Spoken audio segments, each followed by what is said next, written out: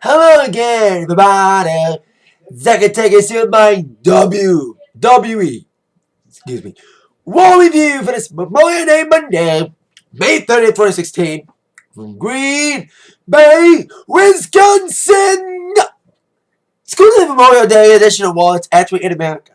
Sometimes I notice, if you haven't noticed, sometimes Memorial Day Raws take place outside of America, like in Canada. So it's kind of cool to see Memorial Day Raw in America. If you haven't noticed, I just got a haircut a couple days ago. Debuting in here. And for this Raw Memorial Day with a big return to happen tonight that we all knew about. It was a decent Raw. There was some up and down moments of Raw. You had a decent main event, some good action, some good moments, including, as you see with the subtitle, a certain club dominating Raw being realigned. There were some moments that were like, kind of unnecessary. Especially after one big segment, you had two segments in a row that kind of fell flat. Now I'll get to those. And a couple of little boxes for the announcers. A couple of little funny things on commentary tonight. Make fun of commentary all you want. There were some good funny things. And there was a little teaser on Twitter that was kind of a wah, kind of, but I'll get to that. So let's get things rolling with Shane and Stephanie. Both kicking off Raw by addressing, of course, the elephant in the room when it comes to the biggest news that come out of the WWE Universe over the last couple days. That SmackDown's going to be live on Tuesdays, starting July 19th, and the brand split is back. I made a whole video talking about the brand split coming back. It was an up and down success. You know, there's a good thing about the draft, some about, the draft split and all that stuff, that, the brand extension. There's some good things about it and bad things about it. Hopefully they learn from those mistakes and have this brand extension go smoothly. It'll limit the workload and maybe limit injuries. With now our wrestlers working all at one time. Separate rosters for both. There's separate house shows. And of course, I didn't really address it in the video about bringing back brand pay-per-views. Bringing back Backlash, Judgment Day, all the old school pay-per-views that used to be brand related. All that's still to be evened out in the next couple weeks. All we can do is just speculate. Especially who's running the shows. Shane and Stephanie sound like they're arguing about who's gonna run the show. Especially New Day came out to talk about the situation. Talk about, the split, about whether the tag teams should be split up. They split a lot of tag teams in the first draft in 2002. They split the Dudleys.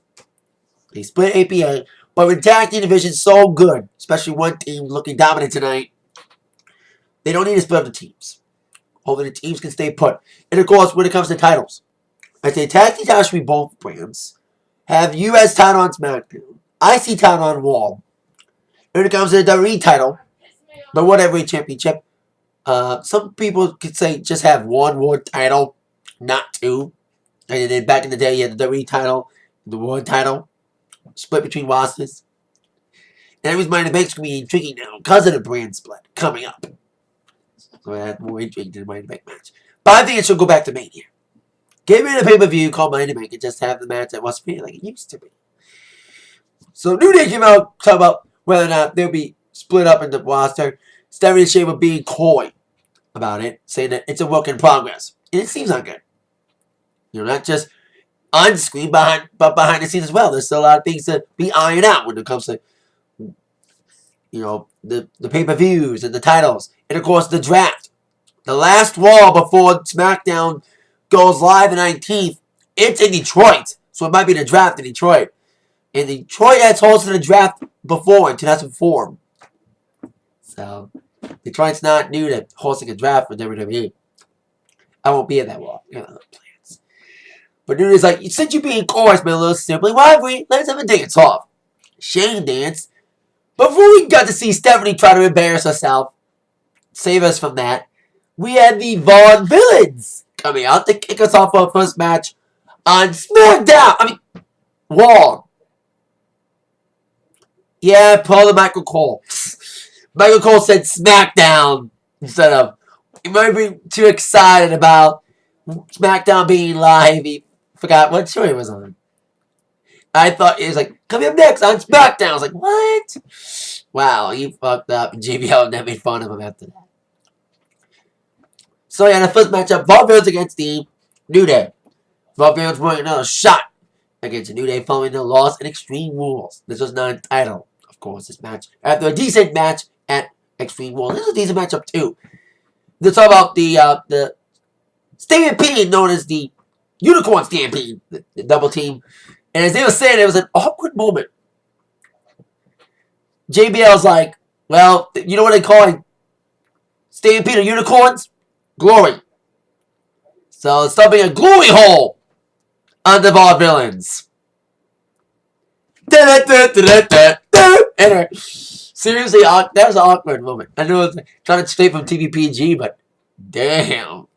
They actually said glowing hole. Attitude all. Wanna bring back some edgy stuff. And that's what they kind of did. Intentional or not, it's still kind of funny and awkward. Anywho, Vaudevillains look good at match went on, especially isolating the hell out of Xavier. You know, great double team, we get quick tags in. Until the big tag, the hot tag, the biggie coming in the House of Fire with big splashes and clotheslines. But as Biggie was looking dominant, actually Kofi was being isolated. Xavier was at ringside. So Kofi was being isolated, then hot tagged the Biggie, and Xavier was at ringside. But then out of nowhere, here comes the club. Gallows and Anderson beating up on Mr. Woods. Then Kofi got involved, he got taken out. So with both Kofi and Big E's other partner, Xavier out, the Vaudevillains took advantage of the disqualification and double teamed the crap out of Big E. Once they were done, they said, club, pick up the scraps. And they delivered the Magic Killer on to Big E. Now, I said it last week about who's next for New Day. I think the club should be next, I said. And guess what? It's looking like it. And by the end of the night, the club would be totally dominating the night's wall, attacking New Day. They said they were just getting started. Well, as you will see later on, we knew exactly what they meant. And I'm glad they're getting involved in the tag team title picture. Yes, we had a screwy ending, but it was a screwy ending with a purpose. I'm glad that the club's feuding for the tag titles. We kind of booked up and down since they came in. But I think now they're getting the booking kind of wide, especially from this segment and the segment later on tonight. So, hope it's looking good for the club. It's kind of a weird name, but kind of a plain generic name. But hey, till Balor comes in, that's probably what it's going to be like. So if he ever comes in. So we had a segment backstage following Apollo Crews' Big Show, kind of an interesting segment. Okay segment. Talk about Apollo Crews' feud with Sheamus. They both lost the main event qualifying matches last week, so it's kind of weird to get that feud up on the footing. Some people questioned Apollo Crews getting buried by Jericho last week. Jericho being in. So like all fresh new guys. Del Rio's in too now. He got the qualifying match on SmackDown. So, you know, Crews is still, in my mind, still not ready. But I think his feud with Sheamus, be weird, okay feud. See how Crews does with it. His first really big feud, kind of. After having squash matches with the Social Job Squad, the Outcasts. So there you go. Gets a big feud.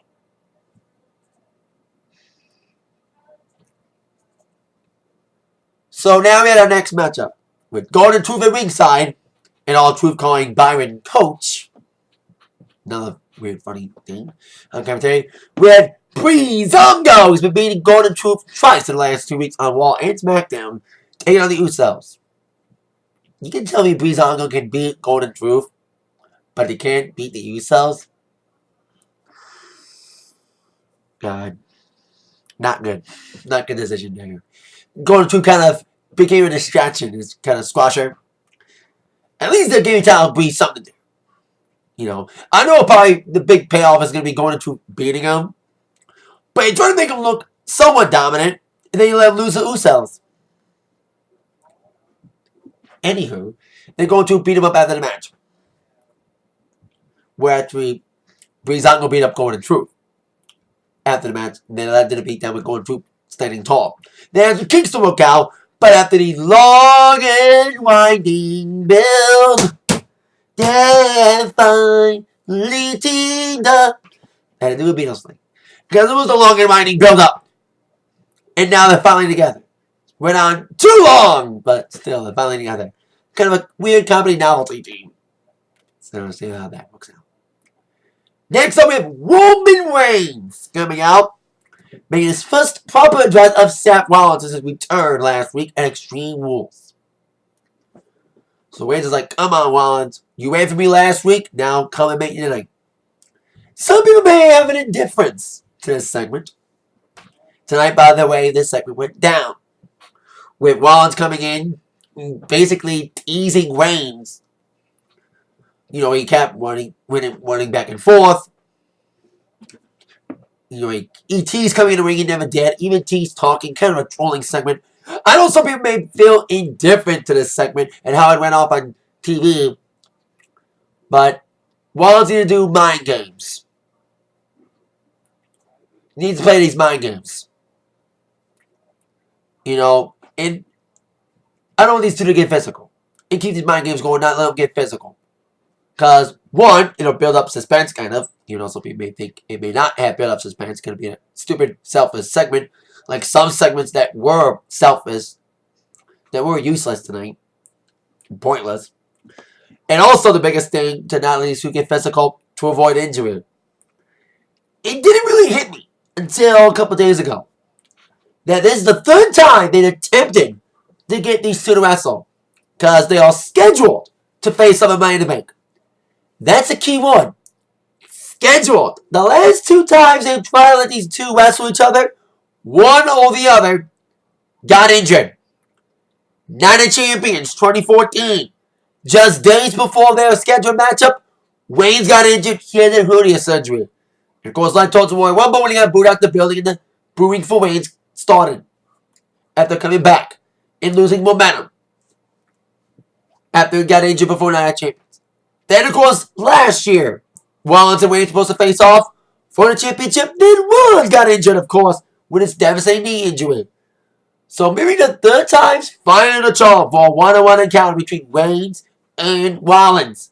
If they can both stay injury-free, letting into the pay-per-view. Coming up on June 9th. Now, they've been building up this thing on Twitter, besides, of course, the big Cena return. They've been posting little cryptic things on Twitter about this rehatch thing over the weekend. People thinking it was a return, another return, to come back with Cena's tonight. Maybe it was Bray Wyatt. Maybe it was Randy Orton. But nope, all those tweets and those cryptic tweets were for a video game. It was a trailer, on-board trailer, for WWE 2K17. But the hatch part was hatching the pre-order character. They have like pre-order character every year. Warrior, Sting, and now the pre-order character. Goldberg, the Goldberg, who's in the commercial that aired. Like, yeah, it was a wah-wah moment. But it was still cool in a while, because Goldberg's in the game. So we moved about Goldberg going back to WWE. But if you look at his history showed us the pre-order character in the WWE video games. Is it still WWE 2K16 or 17? This might be the last year for 2K17, because it might be back the Raw vs. SmackDown series. Now the brand split is back. So it's going to be the last 2K game. And they decided to bring back Raw vs. SmackDown. But the pre-order character, at the time, they were not in the WWE, but eventually they would come in to WWE after they were pre-order character. 2K14. Ultra Warrior was the pre-order character. And then he would come back to WWE by the beginning of 2014, going into Hall of Fame. Of course, one of his last appearances before his untimely death. So at least he got to make up with WWE after that. 2K15. The pre-order character was Sting. And he finally debuted at WWE by the end of 2014. at long last. So here's a pre-order character. So maybe Goldberg might be back. Because pre-order characters have come into WWE after they were pre-order characters. Like Sting and Warrior. Because I think last year's pre-orderable character, I think it was Arnold. It was Arnold last year. He's a pre-order character. So there you go. Goldberg's a pre-order character. And that's what those little treats over the weekend were all about. So on to our next matchup. The U.S. Champion. Not defending his title, but at least appearing on Raw. He didn't appear on Raw last week after winning it. At Extreme Rules, he defeated Kalisto in a rematch on SmackDown. But tonight, he took on Zack Ryder. A lot of needs to be more of a mouthpiece like she used to be. You know, because she was a huge mouthpiece. She was the mouthpiece. Rusev was so over during his undefeated streak till he lost to Cena. Now he's starting to regain that momentum. So there you go. Especially this match against Ryder. It was like a squasher. Despite Zack coming back with some big moves, delivering a Polski Brew at one point. And setting up the Rough Rider. But he got Rough Rided. As Rusev crash! Zack Ryder. I do like the variation he's using on the accolade. He used it on Kalisto. And now he's using that variation of not just looking like a camel clutch. He's really, like I said, he's added more to the accolade. Like pushing the guy back. Like squeezing his back. Like I like the variation he's using of that accolade. Makes it more violent and more brutal. So after that, there's a little feud teasing with Adam O'Neil. Now we thought he was going to feud with Cena after Cena came back. But they're going in another direction with Cena. And I think it's a good one. As we would see. So now they have Titus O'Neil against Rusev. After getting suspended after that weird incident during the Daniel Bryan farewell speech, after pushing Vince that's been well debated about, costing him WrestleMania. He's out getting a little bit push out of the. It's like, hey, you went through that shit. We're gonna give you a little push against Rusev. Be an okay little feud. You know, Titus O'Neil's the Patriot, wanted to defeat Rusev. But it might be like all the other Patriots that try to step up Rusev during his undefeated streak. Whether it's Jack Swagger or various other people that went up against Rusev during his undefeated streak. Rusev will look dominant against Titus O'Neil. Match would be Money in the Bank probably. It better not be the pre-show. But we'll see. Now, then we saw the Charlotte turn. A lot of people debate about the whole Charlotte Ric Flair segment last week being degrading and being a little bit embarrassing. But Charlotte needed to do that. Maybe not to the extent of embarrassing her dad like she did. But I like that she finally split up with her dad for cheating. I've been wanting her. Her reign was starting to look like Rollins' reign for a second. Like every other match she won by cheating. WrestleMania's ending aside, didn't ruin the matchup. Unlike the last two pay-per-view matches, the ending did get spoiled. Both times at Payback and most recently Extreme Rules. It's kind of interesting. Stephanie delivered a message about Charlotte embarrassing her father. Well, look who's talking. You're an embedded brat. You're a spoiled brat because you're the boss's daughter. So there you go. Now, on to our next matchup. The return of Enzo Amore. He teamed up with Big Cass against the Dudley Boys. This feud would have ended a few weeks earlier, but they had to drag it on a few more weeks after Enzo got injured, suffering his concussion at Payback. But now, after letting the feud drag on with Big Cass coming in singles matches, now we have Enzo and Cass teaming up again. They had a match in the tag team tournament, and we knew that wasn't the payoff match, because we were going to probably see Dudley Boys get involved in the match against Enzo and Cass involved villains, until, like I said, that injury ruined it. Spoiled it. So now, they had to drag it on. Now in this match. A decent little tag team affair. Dudley Boys look good, okay. In the matchup, they kind of job is there. But hey, they want to push the young talent in this new era of the WWE. Despite the great double teaming and isolation Enzo made towards the matchup, despite some bright moments for Enzo until he got isolated, he got the hot tag to Big Cass, carrying his big moves. Including his big boot leading up to the rocket launcher. Rocket Enzo. And a 1-2-3 victory for Enzo and Cass. Mike Rook, great again in the promo. These little funny point will come up cheeses because they were in Cheese Town, ain't Titletown, Green Bay. Although I'm a Bears guy, sad to say. What's more sad, being a Bears fan or a Lions fan? Worse, you can be a Browns fan. Sorry, Dad. So anyway, there's a sign that said Cutler is soft. I'm a Bears guy, but that's agreeable. I'm sorry. Cutler is soft. Kind of. Then, on to the return of John Cena, who got cheered. I think Roman's rubbing the heat off Cena.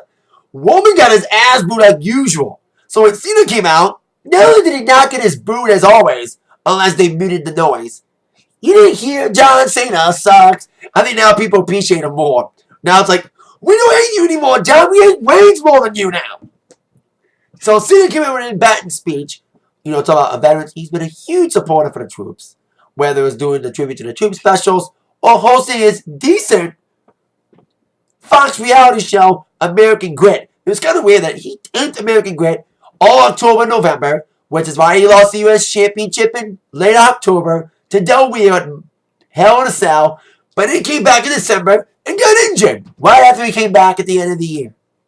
And missed most of the year, a beat minus an appearance in WrestleMania, doing the segment with Bray Wyatt. So now he's back full time. Talking about good speech, talking about politics all you want. Cena had a good speech about the Memorial Day, special day, especially ready to come back, great way to come back, and then AJ Styles interrupted him. This is a good segment all around. Now that AJ Styles was floundering, the club broke up, or so we thought, as we shall see. And he lost to Kevin Owens, Money in the Bank. We thought Rusev was going to feud with Cena, but apparently we got a Cena-AJ feud. If he had, it was a great moment to see AJ and Cena. This is a moment that everyone's been waiting on ever since AJ came in. When was he going to interact with Cena? Well, who would know it would take 5 months for AJ to debut a segment with Cena. Since his debut, we were going to see this moment happen sooner than we all thought, but hey. If you had AJ Styles, let's go Cena. And it was let's go Cena, Cena sucks. It was a great moment.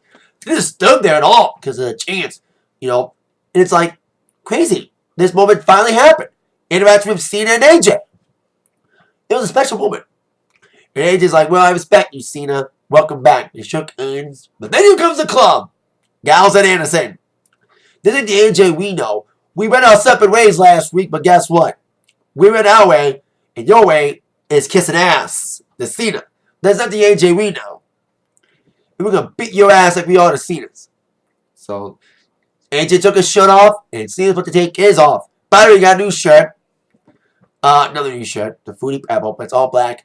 With the label not infringing on Labatt Blue.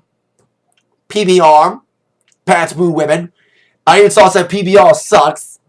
Because they thought the shirt looked too much like the logo. So we changed it. So, but I see it was getting ready to team up with AJ. I was like, wow, AJ and Cena's actually teaming up together. But then, boom! Sucker punch! AJ Styles sucking him in. And the beatdown was on. AJ's been kind of a tweeter. That's why the booking of the club's been kind of iffy. Because AJ was kind of in between. He was teaming up with the club, but not really supporting their actions. And not really endorsing them, not really taking their side fully. But now, he's full on club. Beat up on Cena. It was a great moment. Some people say, oh, he ruined such a great moment for Cena with that Batten speech and a great speech about coming back for Memorial Day, about the troops. But it was a great moment, a heel moment. As a playing trainer, playing in between, big night for the club, dominating a New Day, and of course, taking out John Cena. And AJ kept running back to beat up on Cena some more after a great triple team. And I'll say this, WWE, please don't fuck this up. Every time you see a big group take out Cena, they end up being the cronies. Bray Wyatt, Wyatt family took out Cena, they end up being the cronies. Nexus, big failure, especially look at Barrett's career recently going out on a whimper. They'd better not let AJ lose against Cena.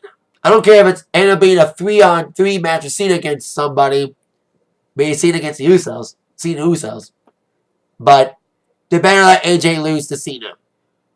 When you only lost to Roman Reigns, the new equivalent to losing to Cena now, or getting buried by Cena, you should have Reigns beat AJ, then have AJ lose to Cena. That's bad. Like, losing to Reigns is bad. Losing to Reigns and Cena, double bad. So hopefully that won't happen for AJ. In whatever match they have in Money in the Bank, whether it's a 6-man tag or one-on-one, they better have AJ go over Cena. Because I make fun of Cena all the time. With the man that's faster than a speedy bullet. More faster than Rey Mysterio. More powerful than the Big Show. Able to bury careers in a single bound. Super Cena. But now we have Super Reigns now to hate on. And boo. Instead of Cena now. It's kind of weird to see Cena get cheered.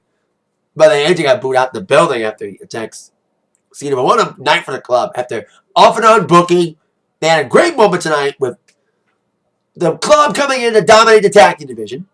And also AJ finally joining forces with them fully and beating up on Cena. Big moment for the club tonight. Hopefully they don't mess it up. You know, they had a great night. But in that great segment, we had 2 shitty segments in a row. We had Dana Brooke against Natalya. We matched from SmackDown. I was like, okay, maybe this match will be longer than it was on SmackDown. It was like a DQ match. But not only this match, good news and bad news about this rematch. Good news is there was no screwy ending. Kind of. Bad news, it was short again. Now they're treating the women's division like the Divas division again. Bathroom break again. Way to go, WWE. I said it a couple weeks ago, especially in like Extreme Rules review, all the work you had built to try to redefine the Divas division, the women's division now, and try to build it back to its former glory, you flush it down the fucking drain. The 2 shitty endings in the pay-per-view, and 2 short matches in a row, not giving enough time again. Treating it like it's a bathroom break match again. Fuck you, WWE. All that hard work went down the fucking drain. But after a blink and miss match between Natalya losing again to Dana Brooke, we had Becky Lynch coming in to make the save. Now, Becky Lynch was feuding with Dana Brooke and Emma before Emma's untimely injury. And Becky was going to get a tag partner. The team went against Emma and Dana before Emma got injured. So now Dana Brooke's aligning herself with Charlotte. Now Becky Lynch can restart that feud. A beat now with Charlotte replacing Emma. So we're probably going to see Becky and Natalya team against Charlotte and Dana for a while until Sasha Banks comes back to television. Now, I hope to God this doesn't ruin her momentum. That they're saying that she's injury prone. She got injured over the week and now she's medically cleared. But hopefully numerous injuries won't ruin her push. Especially rumors of a female Money in the Bank match, which would be great. And they don't fuck it up that they have done recently. You know, they want to make the women's division legit again. Stop doing shit like you did tonight. In the last couple of pay-per-views. So that stupid segment, we had another stupid segment. Dolph Ziggler against Baron Corbin. In a technical wrestling match that was challenged by Dolph Ziggler last week. And Ziggler had it all built up. You know, he's a Kent State champion. You know, he had old pictures of him in college. He carried a Kent State hoodie. Okay, well, crowd. Actually, the crowd was decent tonight. In Wisconsin, they were decent for the most part. And he even had headgear on. You know, collegiate, amateur headgear on. But then he low-blowed Corbin. Sucking him in. Piece of his own medicine. Stupid segment. It's not even a match, it was like a segment that was kind of pointless. So 2 flat segments in a row. And that great segment involving AJ and the club and John Cena. Questionable, especially after that great segment. So after that little downfall with those 2 weak segments back to back, continuing the Corbin Ziggler feud battle, sadly, we're on to a kind of redemption. Main event of the night, Sami Zayn, Kevin Owens facing each other in a 6-man tag. Sami will team up with Cesaro and Dean Ambrose against Kevin Owens,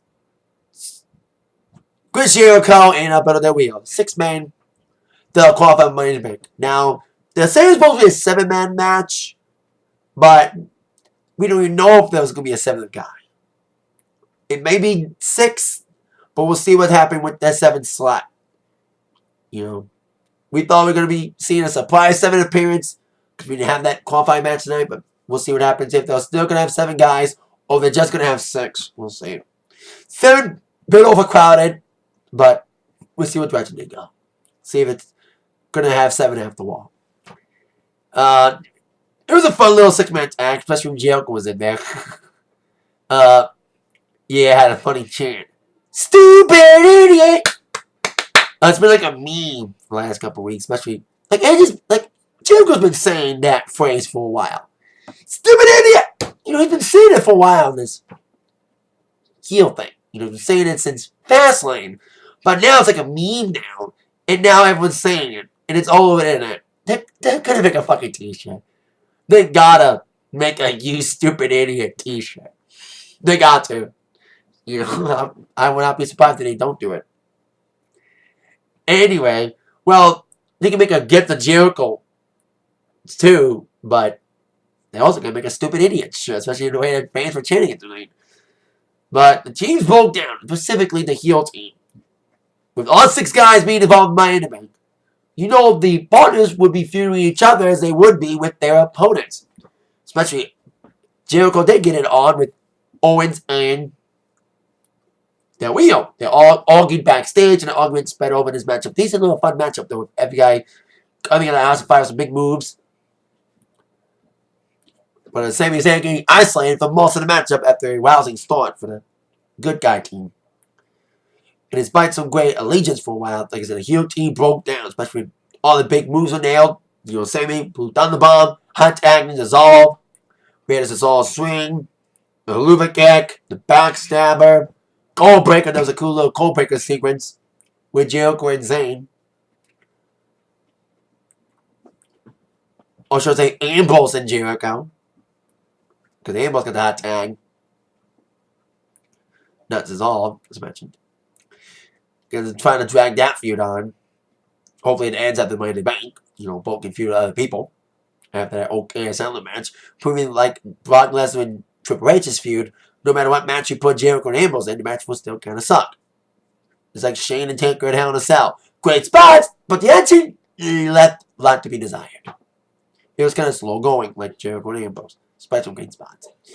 So, after some miscommunication, we also had a pop-a-pop attempt by Kevin Owens.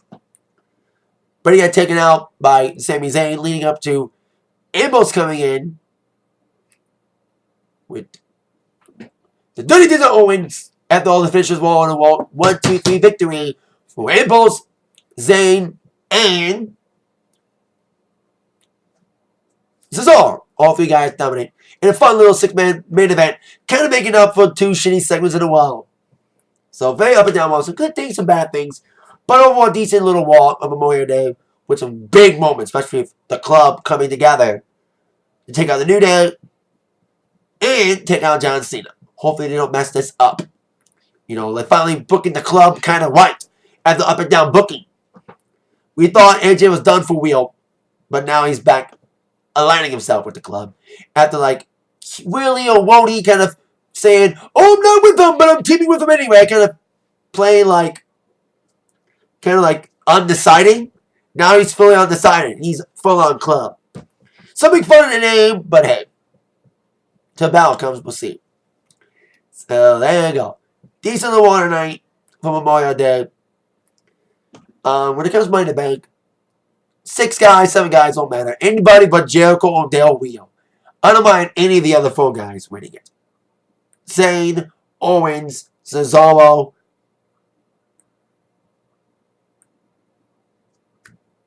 and Ambrose. Like Cesaro, Ambrose, Zayn, Owens. I don't mind any of those 4 winning. Not Jericho or Del Rio. That'd be as stupid as putting the Money in the Bank briefcase on Sheamus like they did last year. And hopefully none of these guys cash in on Reigns. But if they do, hopefully they don't get buried. Because you know what happened when one other guy decided to cash in on the top guy. His career was never the same. He got fired recently. Ain't the right thing being said now. So, cashing in on the top guy, whether it's Cena or in this case Reigns, could be a good thing or a bad thing. Just ask send out. So there you go. That's it for this Raw review. Thank you so much for watching. With that in mind, you've been attacked by the review from Zach. Stay cool out there. It's been very hot, especially here in Michigan now, about 82. Hope you had a happy and safe Memorial Day. See you later. Yeah. God bless you and God bless America. Oh, yeah.